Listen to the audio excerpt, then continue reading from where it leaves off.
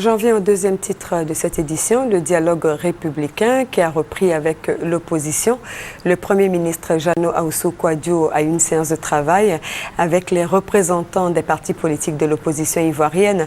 Il s'est agi de relancer le cadre de concertation permanent amorcé par le gouvernement, les prochaines élections régionales et municipales, ainsi que le statut de l'opposition dans le jeu démocratique ivoirien était à l'ordre du jour. Le point avec Alexis Ouedraogo. 3 heures pour une séance de travail initialement annoncée pour 1 heure à la primature au plateau. Le chef du gouvernement ivoirien, Ahoussou-Kouadio Jano, avait face à lui les représentants de l'opposition, sauf le FPI.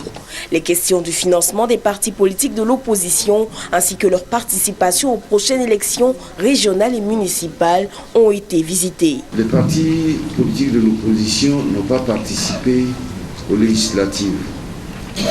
Les futures élections, ce sont les municipales et les régionales. Il faut, une fois pour toutes, que l'opposition, qu'elle soit à l'Assemblée nationale, qu'elle soit dans des institutions, soit clarifiée pour pouvoir animer le jeu démocratique, le débat démocratique.